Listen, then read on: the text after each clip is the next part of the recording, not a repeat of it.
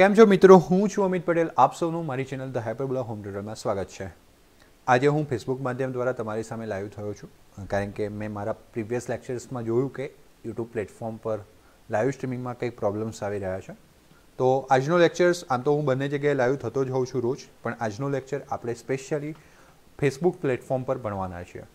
તો ખાસ જેટલા પણ વિદ્યાર્થી મિત્રો મારી સાથે જોડાયેલ છે, સાગર સોલંકી મારી સાથે છે, કેવલ મેર આપણી સાથે જોડાયેલ છે, ડાભી વિમલ આપણી સાથે જોડાયેલ છે, દિગ્વિજય રાઠવા આપણી સાથે જોડાયેલ છે, હે ને? જેટલા પણ વિદ્યાર્થી મિત્રો આપણી સાથે જોડાયેલ છે, ફટાફટથી પોતાનું નામ લખીને કોમેન્ટ્સ કરે, જેથી કરીને હું તમને ઓળખી શકું અને આજનો આ જે લેક્ચર છે એ આપણે આગળ વધારી શકીએ. જિગ્નેશ સુથાર આપણી સાથે જોડાયેલ છે. કેમ છો જિગ્નેશ? મજામાં ને? ઓકે વિદ્યાર્થી મિત્રો, તો ચલો ફટાફટથી ચાલુ કરીએ આજનો આ લેક્ચર. સો આપણે ગઈકાલે આપણે એક બ્રેક લીધો હતો, પરંતુ એના આગલા દિવસે આપણે કોષનો પોટેન્શિયલ કઈ રીતના શોધાય અને કોષના પોટેન્શિયલમાંથી શું શું માહિતી મળે છે એની આપણે વાતો કરી ચૂક્યા છીએ, હે ને? સરસ. તો આપણે એની વાતો કરી ચૂક્યા છીએ. એમાંથી આપણે એના સંતુલન અચળાંક વિશે, E0 સેલ એટલે કે કોષના EMFનો સંતુલન અચળાંક સાથે શું સંબંધ છે, અને આ જે E સેલ છે એટલે કે કોષનો જે વિદ્યુત પોટેન્શિયલ છે એનો ગિબ્સ ઉર્જા જે છે ડેલ્ટા G સાથે શું સંબંધ છે એ વાતો આપણે કરી ચૂક્યા છીએ. હવે વિદ્યાર્થી મિત્રો, આપણે અહીંયા વિદ્યુત વિભાજ્યો જે છે, વિદ્યુત વિભાજ્ય દ્રાવણ કોને કહેવાય? જે પોતાનામાંથી વિદ્યુત પ્રવાહને પસાર થવા દે. તો આવા જે વિદ્યુત વિભાજ્યો છે એમાં એવા દ્રાવણોની આપણે વાહકતા વિશે વાત કરવાના છીએ. જેવી રીતના આપણે ભૌતિક વિજ્ઞાનમાં, હું પોતે તમારું ભૌતિક વિજ્ઞાન મારી ચેનલમાં લેતો જ હોઉં છું અને આપણે ચેપ્ટર નંબર 3 ભણી પણ ગયા. તો આપણે ભૌતિક વિજ્ઞાનમાં ધાતુઓની વાહકતા વિશે ભણ્યા હતા, હે ને? તો એવી રીતના આપણે અહીંયા જે છે એ વિદ્યુત વિભાજ્યોની વાહકતા વિશે ભણવાના છીએ. ક્લિયર વિદ્યાર્થી મિત્રો? ચલો ઝડપથી મારી સાથે જોડાઈ જાઓ. ઘણા બધા વિદ્યાર્થી મિત્રો આમ તો જોડાઈ ગયા છે, પણ જોઈએ એટલા નથી, ઓછા વિદ્યાર્થી મિત્રો જોડાયેલ છે. કંઈ વાંધો નહીં, ધીમે ધીમે જોડાશે. તો સમજીએ વિદ્યાર્થી મિત્રો, વાત સમજીએ. તો વિદ્યુત વિભાજ્ય દ્રાવણોમાંથી વિદ્યુતની વાહકતાના અભ્યાસ પહેલાં આપણે કેટલાક પર્યાયોને સમજવા પડશે અને એ પર્યાયોને આપણે પહેલાં સમજી લઈએ. તો જેમ કે જે વિદ્યુત, સરસ, મારી સાથે જોડાયેલા રહો.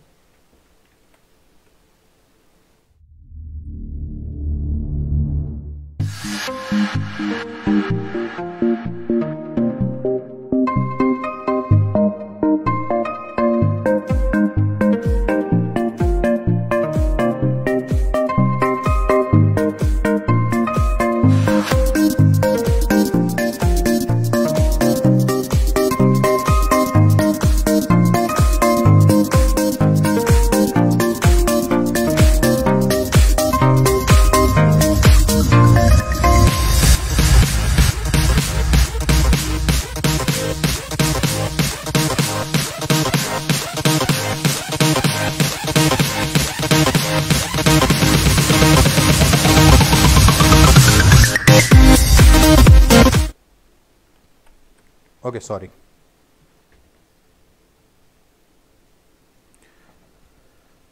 ચલો વાત કરીએ કેટલીક સંજ્ઞાઓ, કેટલાક પર્યાયોને સમજીએ. જેમ કે સૌથી પહેલા આપણે વિદ્યુતીય અવરોધને R સંજ્ઞા વડે દર્શાવીએ છીએ.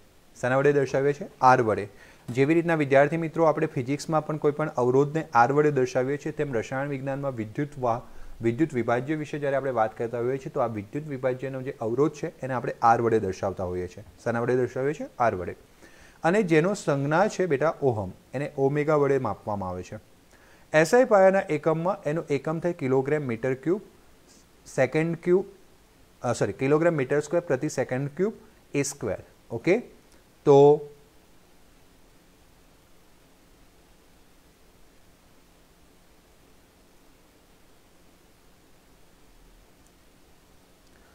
અશોક નેના, શું કહો છો આપ? લેક્ચરમાં પાછળ છું, સાયક્લોટ્રોનનો લેક્ચર મને પૂર્ણ લાર્યો છે એવું કંઈક તમે લખ્યું છે.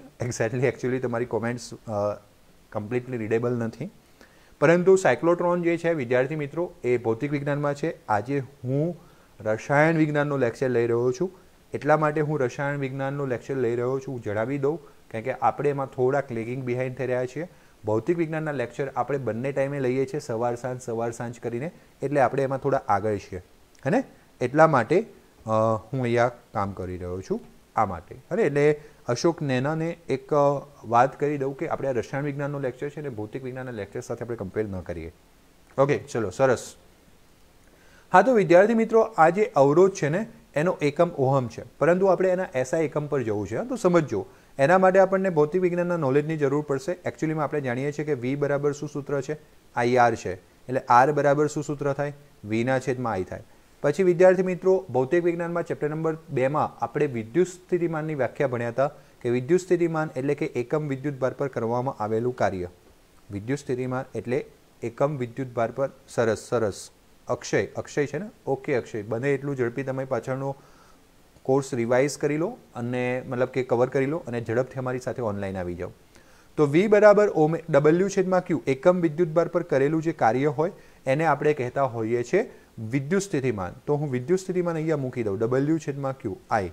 W/Q બરાબર એને આપણે શું કહેતા હોઈએ છીએ? I. My mistake, sorry. વીને આપણે શું કહેતા હોઈએ છીએ? W/Q અને I નો I.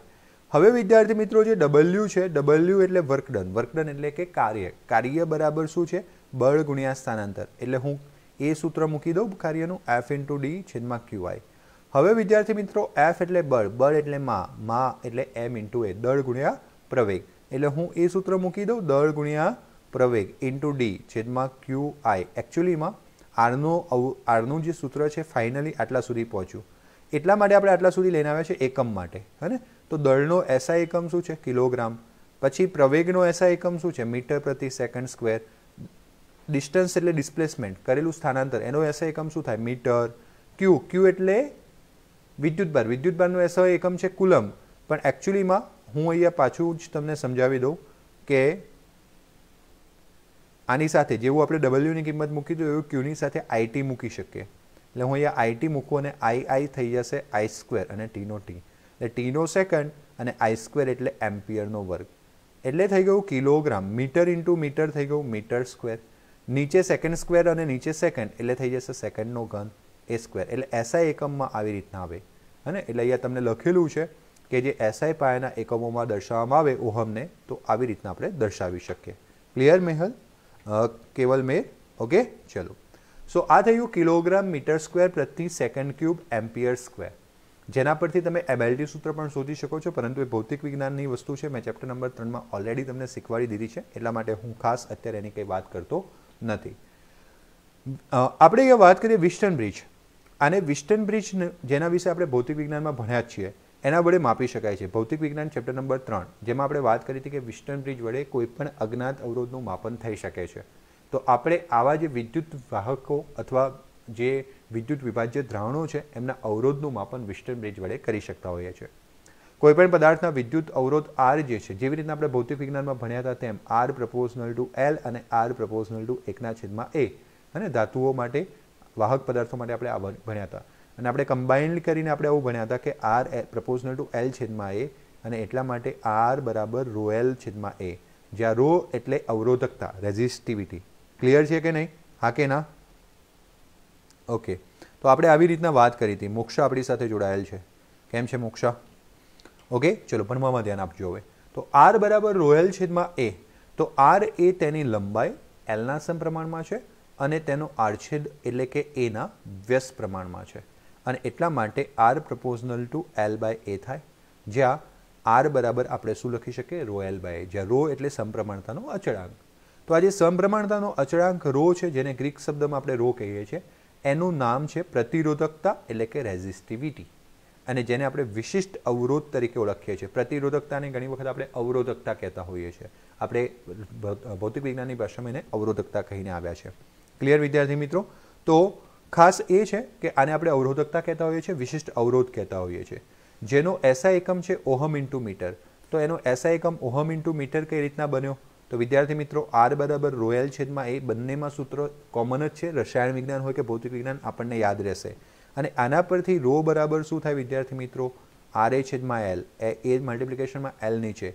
Rનો એકમ શું થાય? ઓમેગા. એનો એકમ શું થાય? Metre square. Lનો એકમ શું થાય? મીટર. Metre metre cancel. એટલે જવાબ આવી ગયો વિદ્યાર્થી મિત્રો રો બરાબર ઓમેગા ઇન્ટુ મીટર. શું જવાબ આવી ગયો? Omega into metre, ohm into metre. ઘણી વખત તેને ઉપગુણક એટલે કે નાના એકમમાં દર્શાવવામાં આવે છે, જેમ કે ohm into centimetre, ohm centimetre. IUPAC વિશિષ્ટ અવરોધને બદલે પ્રતિરોધકતાની ભલામણ કરે છે. તો આપણે વાત કરી કે રોના બે નામ છે, એક છે વિશિષ્ટ અવરોધ, બીજું છે પ્રતિરોધકતા, જેને આપણે અવરોધકતા પણ કહેતા હોઈએ છીએ. તો IUPAC જે છે એ વિશિષ્ટ અવરોધ બોલવાની જગ્યાએ પ્રતિરોધકતા કહે છે, અને એટલા માટે ચેપ્ટર્સના આગળના ભાગમાં આપણે આગળ જે કંઈ ચેપ્ટર્સમાં જ્યારે પણ રોની વાત આવશે ત્યારે આપણે એને પ્રતિરોધકતા તરીકે લઈશું. ભૌતિક રીતે પદાર્થની અવરોધકતા એ તેનો અવરોધ છે, અને આજે પ્રતિરોધકતા કીધું એ જ અવરોધકતાની વાત થઈ રહી છે. તો R બરાબર રો L બાય A. હવે જો વિદ્યાર્થી મિત્રો મારે રોને R કહેવું હોય તો સ્વાભાવિક છે કે Lને 1 અને Aને 1 લેવું પડે. ઓકે, R બરાબર રો L છેદમાં A સૂત્ર છે, તો રોને R કહેવું હોય તો L અને A બંનેને 1 લેવા પડે. એટલે કે અવરોધકતા જે છે એને આપણે અવરોધ કહેવો છે. એ ક્યારે કહી શકીએ? જ્યારે લંબાઈ 1 હોય અને ક્ષેત્રફળ 1 હોય. તો જે પદાર્થની અવરોધકતા છે એ એનો અવરોધ છે જ્યારે પદાર્થ 1 મીટર લાંબો હોય, L બરાબર 1 લીધું હોય અને A બરાબર 1 લીધું હોય, તેના આડછેદનું ક્ષેત્રફળ 1 મીટર સ્ક્વેર હોય. આપણે જોઈ શકીએ કે 1 ઓમેગા ઇન્ટુ જે મીટર છે એને આપણે સેન્ટીમીટરમાં ફેરવીએ તો 1 મીટરમાં 100 સેન્ટીમીટર હોય. ઓમેગા તો ઓમેગા જ છે ને, તો 1 ઓમેગા મીટરને આપણે કહેતા હોઈએ છીએ 100 ઓમેગા સેન્ટીમીટર. શું કહેતા હોઈએ છીએ? 100 ઓમેગા સેન્ટીમીટર. ક્લિયર વિદ્યાર્થી મિત્રો? ઓકે, ચલો. તીશા આપણી સાથે જોડાયેલ છે. તીશા વેલકમ. ઓકે, હવે બીજી વસ્તુ, જો તમારે ઉલટું જોઈતું હોય, 1 ઓમેગા સેન્ટીમીટર બરાબર કેટલા ઓમેગા મીટર જોઈતું હોય તો આ 100 વડે આને 100 ને આ બાજુ લઈ જાઓ એટલે ભાગવું પડે. 1/100 એટલે 0.01. તો મોટા એકમમાંથી નાના એકમમાં જાવ તો ગુણવાનું, 100 વડે ગુણ્યું, અને નાના એકમમાંથી મોટા એકમમાં જાવ તો ભાગવાનું, 100 વડે ભાગી નાખ્યું એટલે 0.01 ઓમેગા મીટર. અવરોધકતાનો જે વ્યસ્ત છે વિદ્યાર્થી મિત્રો, જેવી રીતના ભૌતિક વિજ્ઞાનમાં ભણ્યા હતા એ જ કોમન ટોપિક છે. ઓકે, તો જે અવરોધકતાનો વ્યસ્ત છે જેને આપણે G કહેતા હોઈએ છીએ, વાહકતા કહેતા હોઈએ છીએ, તો વાહકતા G જેને આપણે અવરોધકતાનો વ્યસ્ત કહેતા હોઈએ છીએ અથવા અવરોધનો વ્યસ્ત કહેતા હોઈએ છીએ. તો વિદ્યાર્થી મિત્રો સૌથી પહેલાં આવશે G એટલે 1/r. અહીંયા L છે, ખોટું છે, 1/r. અને વિદ્યાર્થી મિત્રો આરનું સૂત્ર છે રો L છેદમાં A, એટલે એનો વ્યસ્ત કરીએ એટલે થઈ જશે A/રો L. આને A/L રાખીએ, 1/રો ને કપ્પા કહેવાય, કપ્પા K કહેવાય છે. શું કહેવામાં આવે છે? Kappa K. તો આ જે અચળાંક છે એનું નામ છે કપ્પા. શું નામ છે? કપ્પા. તો આપણે ભૌતિક વિજ્ઞાનમાં માત્ર વાહકતા કીધી છે અને આપણે ત્યાં વાહકતાને સિગ્મા વડે દર્શાવીએ છીએ. ભૌતિક વિજ્ઞાનમાં અહીંયા આટલો ફરક પડશે. જો કે હું બંને સબ્જેક્ટ સાથે કોન્ટેક્ટમાં છું એટલા માટે હું તમને આ સમજાવું છું, તમારે પણ સમજવાનું છે. ભૌતિક વિજ્ઞાનમાં ચેપ્ટર નંબર 3માં 1/રો ને તમે સિગ્મા વાહકતા કીધી છે, જ્યારે રસાયણ વિજ્ઞાનમાં તમારે 1/રો ને વાહકતા કપ્પા કહેવાનું છે. જનરલી આવો થોડો કર્વેચર આવે છે, કરી શકો તો ઠીક છે, બાકી કે લખવાનો, જેને કપ્પા કે કહેવામાં આવે છે. તો આટલો શબ્દ જે અહીંયા બદલાય છે એટલે ખાસ તમારે ધ્યાન આપવાનું છે અને ભૂલ થવી જોઈએ નહીં. હવે આનો જે એકમ છે સિમેન્સ છે. વાહકતા એટલે એકચ્યુઅલીમાં આને પણ વાહકતા કહેવાય છે અને આને પણ વાહકતા કહેવાય છે. આને એકચ્યુઅલીમાં વિશિષ્ટ વાહકતા કહેવાય છે, પણ ચેપ્ટરમાં આગળ આને વાહકતા જ વાપરવાના છે. તો સૌથી પહેલાં આપણે આ G વાહકતાની વાત કરીએ, જે અવરોધનો વ્યસ્ત છે. કોનો વ્યસ્ત છે? અવરોધ. એટલે અવરોધના વ્યસ્તને સિમેન્સ કહેવામાં આવે છે, એનો એકમ જે છે સિમેન્સ છે. તો G બરાબર 1/r અને R વાપરીએ છીએ આપણે ઓમેગામાં, એટલે Gનો એકમ થાય 1/ઓમેગા. એવું ન લખવું હોય તો ઓમેગાની -1 લખાય ઉપર જાય તો, એવું ન લખવું હોય તો આવી રીતના ઉલટું લખાય.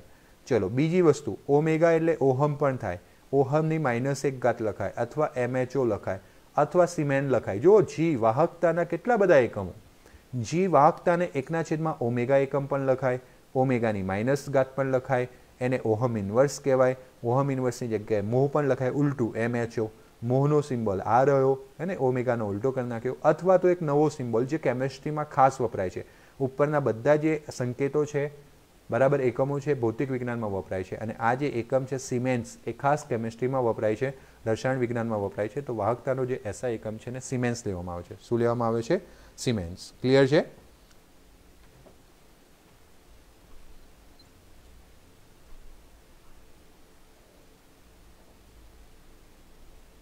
વાહકતા દેખો, બંને વાહકતામાં કોઈ ફર્ક છે નહીં.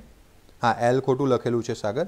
બંને વાહકતામાં કોઈ ફર્ક છે નહીં. જેમ કે સારો એવો પ્રશ્ન છે તારો કે અહીંયા વાહકતા અને આ વાહકતામાં શું ફર્ક છે? આ વિશિષ્ટ વાહકતા છે અને આ વાહકતા છે.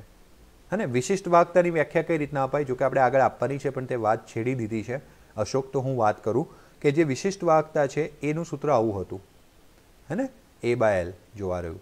તો જે આ જે વિશિષ્ટ વાહકતા છે, આ વિશિષ્ટ વાહકતા બની જાય ક્યારે? જ્યારે ક્ષેત્રફળ 1 હોય અને લંબાઈ 1 હોય. તો જ્યારે તમારું ક્ષેત્રફળ અને લંબાઈ બંને 1 હોય તો જે તમને વાહકતા મળતી હોય છે એ વિશિષ્ટ વાહકતા K કહેવામાં આવે છે.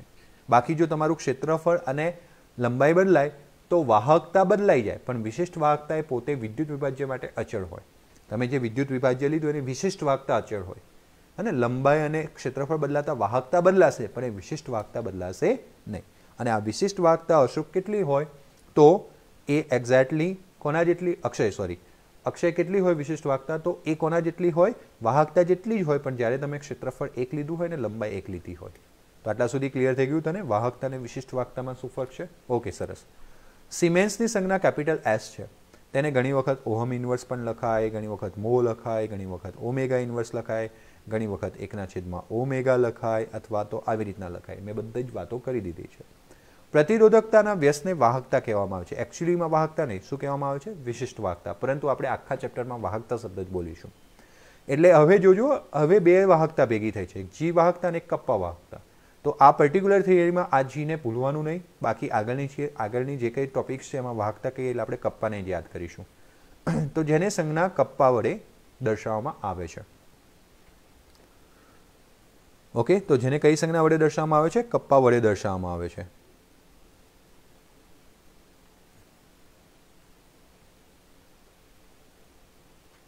નાવ સમજો આગળ. IUPACએ વિશિષ્ટ વાહકતાને બદલે આપણને વાહકતા શબ્દ વાપરવાની ભલામણ કરેલી છે, અને તેથી આપણે આગળની જે કંઈ ચર્ચા છે એમાં વિશિષ્ટ વાહકતાની જગ્યાએ વાહકતાનો ઉપયોગ કરીશું. વાહકતાનો SI એકમ છે સિમેન્સ મીટર ઇન્વર્સ. આ કઈ રીતના આવ્યો?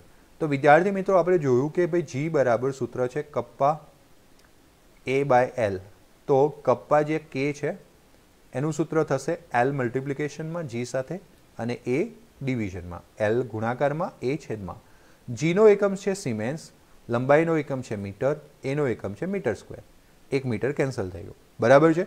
અને એટલા માટે વિદ્યાર્થી મિત્રો અહીંયા થઈ ગયું સિમેન્સ પ્રતિ મીટર અથવા સિમેન્સ મીટર ઇન્વર્સ.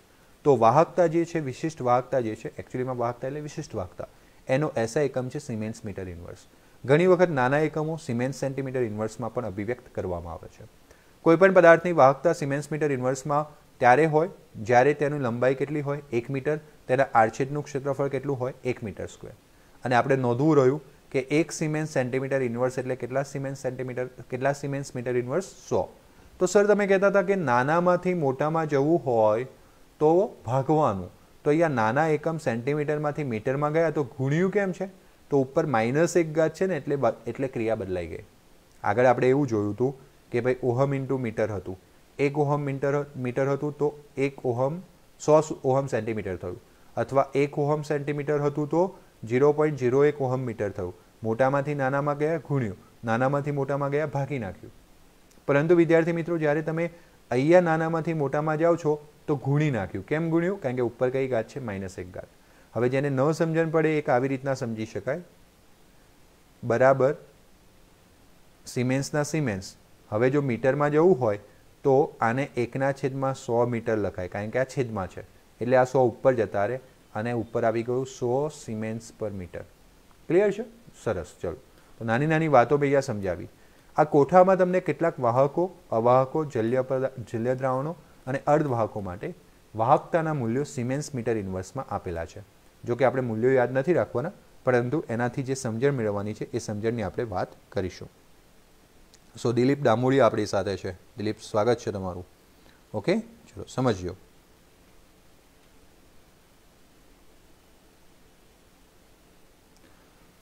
કોષ્ટક પરથી આપણે જોઈ શકીએ કે ભાઈ જે વાહકતા છે એ વાહકતાના મૂલ્યો વિશિષ્ટ પ્રમાણમાં, વિશાળ પ્રમાણમાં જે છે એ શું થતા હોય છે? વિચલિત થતા હોય છે.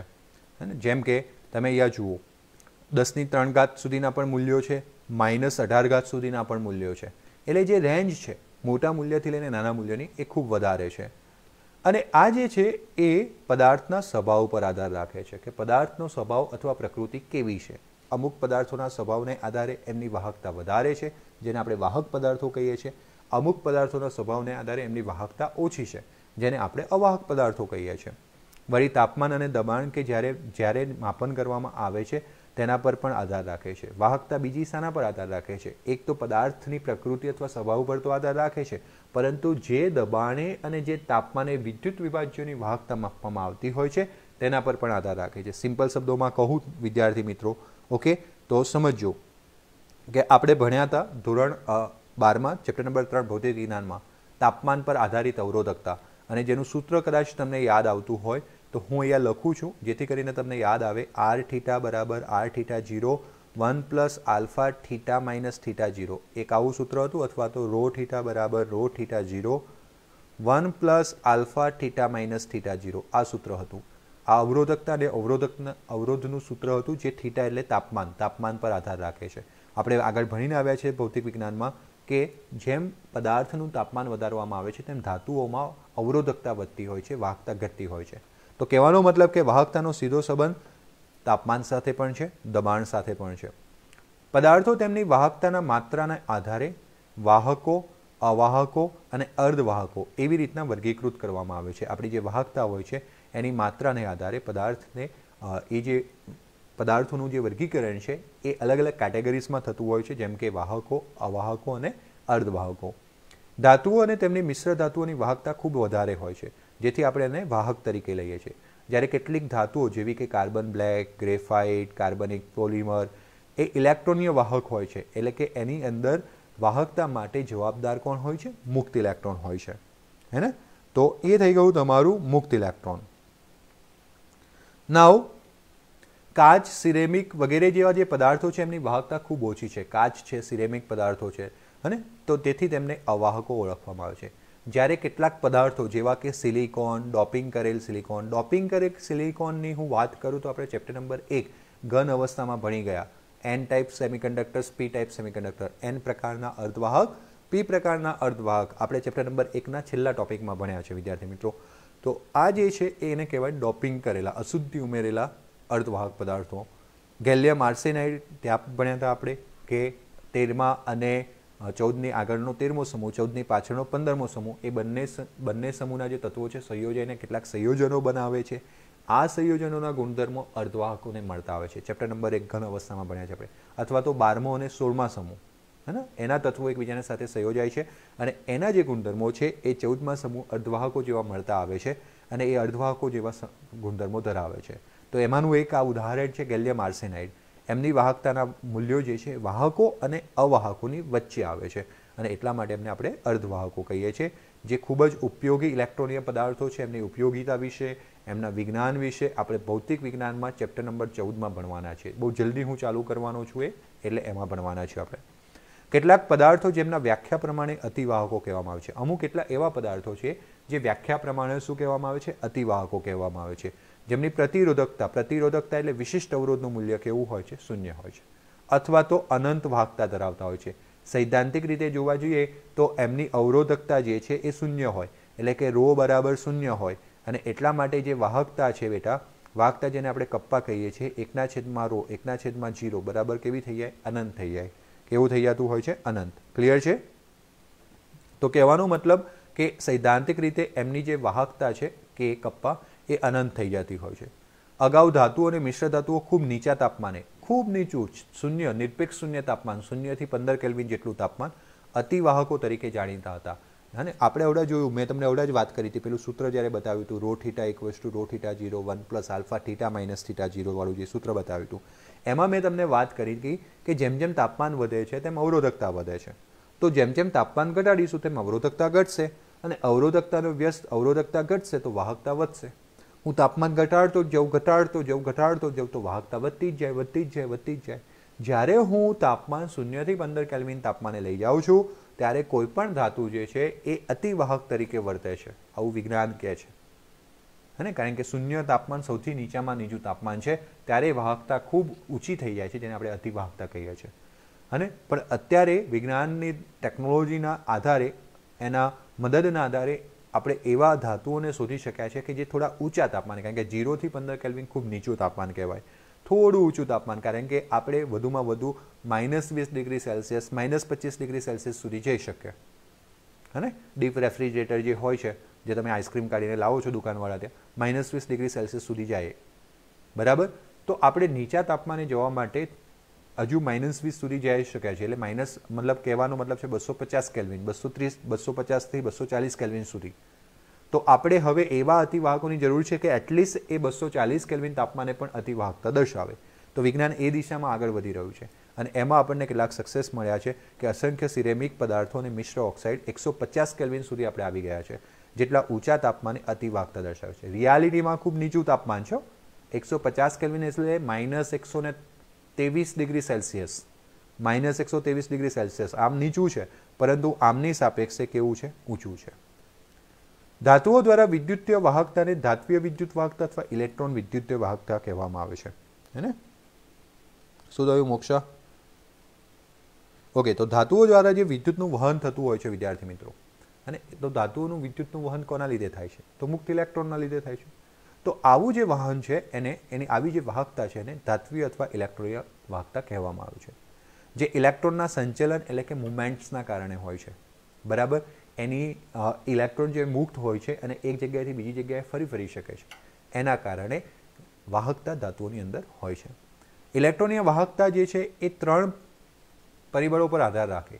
प्रथम छे धातुनो स्वभाव, धातुनी प्रकृति, धातुनुं बंधारण कही शके के कई धातु साथे मुक्त इलेक्ट्रॉन वधारे छे। बीजी वस्तु एना संयोजकता इलेक्ट्रॉननी संख्या प्रति परमाणु। ओके, पहला तो एक धातुनो स्वभाव एटले शुं? एनी अंदर मुक्त इलेक्ट्रॉन छे के नहीं, अने होय तो प्रति परमाणु केटला मुक्त इलेक्ट्रॉन है। जो प्रति परमाणु वधारे मुक्त इलेक्ट्रॉन मळे तो वाहकता वधारे होय। अने बीजुं एक तापमान पर आधार राखे छे। मैं तमने अवड़ा समजाव्युं हतुं सूत्रने आधारे के तापमानना वधारा साथे अवरोधकता जे छे ए वधे छे अने एटला माटे वाहकता जे छे ए घटे छे। वाहकता जे छे ए शुं थतुं होय छे? घटे छे। धातुओमां इलेक्ट्रॉन एक छेडेथी बीजा छेडे दाखल थाय अने धातुओमां मानो के आने आपणे बेटरी साथे जोड़ीए तो इलेक्ट्रॉन शू थाय? ऋण छेडाथी निकळे, आ छेडे दाखल थाय, तो ए ज समये इलेक्ट्रॉन बीजो अहींयाथी बहार निकળી जशे। तो एक छेडे इलेक्ट्रॉन दाखल थाय छे, बीजा छेडे निकળી जाय छे अने तेथी धात्वीय वाहकतामां संघटन बदलाया वगरनुं रहे छे। एटले के धातुओनी अंदरथी ज्यारे विद्युत प्रवाहनुं वहन थाय छे त्यारे धातुनुं संघटन बदलातुं नथी। तमे कदाच घरमां जोयुं होय अथवा कदी जोयुं छे के कॉपरना वायरमांथी ज्यारे तमे विद्युत प्रवाह पसार करो छो अने सोनुं बनी जाय, कॉपर धातु सोनू बनी जाए, एवं होत तो केटली मजा आवत, है ने? अत्यारे 50-55 हज़ार आजूबाजू जे छे ए सोनू होय छे तो एटली केटली मजा आवत के नहीं? पण एवुं थतुं नथी। केम? कॉपरमां एक छेडेथी इलेक्ट्रॉन ज्यारे दाखल थशे तो बीजो इलेक्ट्रॉन बीजा छेडेथी निकળી जशे, એટલે संघटन बदलाતું નથી। ओके, મોક્ષાનું શું કહેવું છે? લેમ્બડા ન કહેવાય, લાંબડા કહેવાય, અને આપણે બોલતા હોઈએ છીએ લાંબડા, લેમ્બડા લેમ્બડા કરતા હોય છે, બટ કહેવાય લાંબડા। Okay, good. ચલો હવે આપણે ધ્યાન આપજો, અર્ધવાહકમાં જે વાહકતા છે, અર્ધવાહકમાંથી જે વાહકતા પસાર થાય છે અથવા અર્ધવાહકમાંથી જે વાહકતા સમજવાની છે એ ક્રિયાવિધિ ખૂબ જટિલ છે, જો કે આપણે અહીંયા કરવાના નથી। આપણે ધોરણ 12માં ભૌતિક વિજ્ઞાન જે છે, એટલે ધોરણ 12માં જ છીએ, પણ ભૌતિક વિજ્ઞાનમાં પ્રકરણ નંબર 14માં અવશ્યથી ભણવાના છીએ કે વાહકતા કઈ રીતના થતી હોય છે અર્ધવાહકોમાં। तो विद्यार्थी मित्रों, वाहकता विषयનો જે ટોપિક છે ને એ તમે અલગ અલગ જગ્યાએ કવર કરી રહ્યા છો। જો જેમ કે વાહકો, ધાતુઓમાં વિદ્યુતનું વહન કઈ રીતના થાય છે ઓલરેડી મેં ભણાવી દીધું છે, પ્રકરણ નંબર 3 ભૌતિક વિજ્ઞાન। અર્ધવાહકોમાં વિદ્યુતનું વહન કઈ રીતના થશે, પ્રકરણ નંબર 14 ભૌતિક વિજ્ઞાન। અને વિદ્યુત વિભાજ્ય દ્રાવણો, એકચ્યુઅલીમાં આપણે એની વાત કરવાના છે। અત્યાર સુધીની જે કંઈ વાત કરી મારા ખ્યાલથી ભૌતિક વિજ્ઞાનને સમતુલ્ય જ હતી। ઓકે, તો આપણે જે કંઈ વાત અહીંયા કરવાના છે એ છે કે અર્ધવાહકોની જગ્યાએ વિદ્યુત વિભાજ્યોની અંદર વિદ્યુતનું વહન કઈ રીતના થાય છે। આપણે આ વાત પૂર્ણ કરીને સીધા એના પર જવાના છે, જે આપણે અહીંયા કેમેસ્ટ્રીમાં ભણીશું ચેપ્ટર નંબર 3માં। તો વાહકતા વિશેની વાતો આપણે અલગ અલગ ખૂણે ખૂણે ભણતા હોઈએ છીએ। ક્લિયર? ચલો, કોમલ સાથે છે અને નૈના પટેલ આપણી સાથે અત્યારે જોડાયેલ છે, બંને વિદ્યાર્થીઓ લેટ આવ્યા।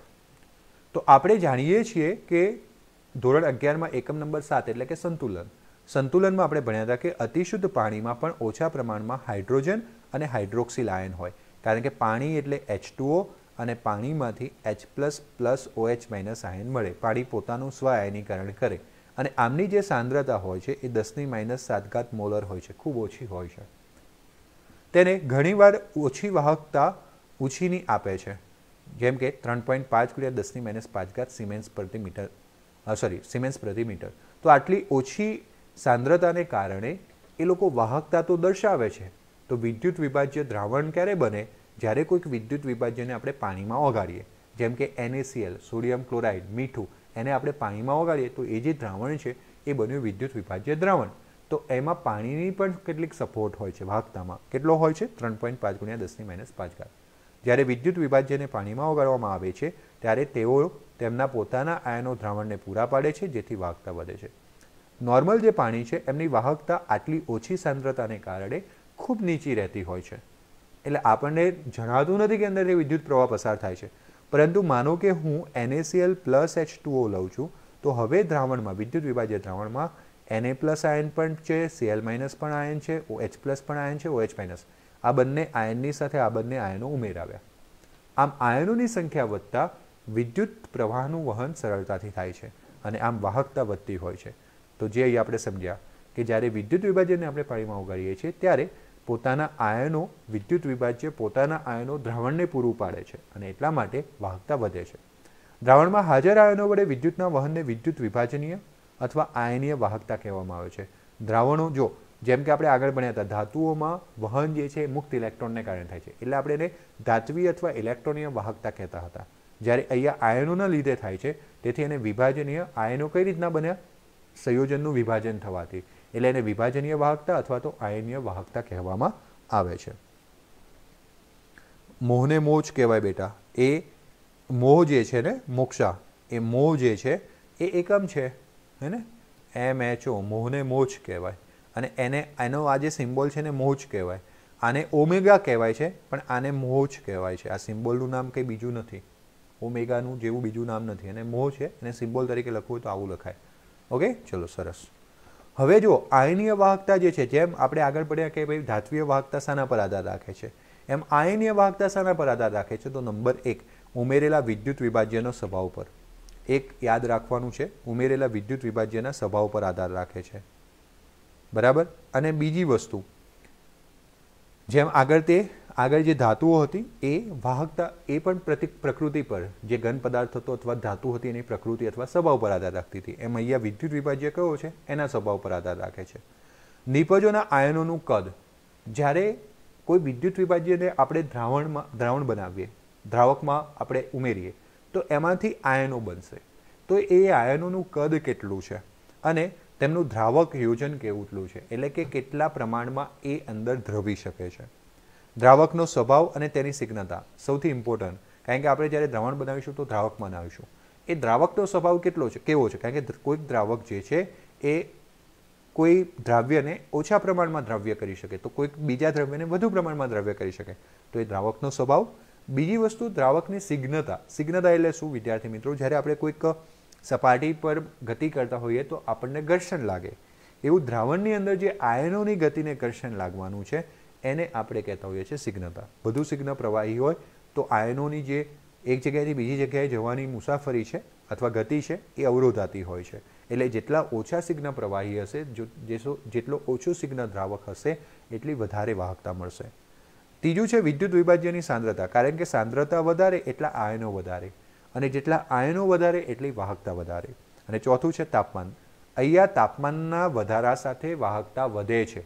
ધાતુના કેસમાં તાપમાનના વધારા સાથે ઘટતી હતી. આયનીય દ્રાવણનો સીધો પ્રવાહ, ડીસી પ્રવાહ લાંબા સમય સાથે પસાર કરવામાં આવે તો વિદ્યુત રાસાયણિક પ્રક્રિયા થાય અને જેના કારણે સંગઠનમાં ફેરફાર તરફ દોરી જાય છે. જો આપણે અહીંયા વિદ્યુત વિભાજ્યોમાં ડીસી પ્રવાહ પસાર કરીશું લાંબા સમય સુધી, તો અંદર સંગઠનમાં, એટલે કે એમના બંધારણમાં ફેરફાર થશે અને નવા પદાર્થો મળશે. જેમ કે હું NaCl + H2O વાળું જે છે એમાં વિદ્યુત પ્રવાહ ડીસી પસાર કરું તો મને NaOH, ક્લોરીન વાયુ અને હાઇડ્રોજન વાયુ મળે છે.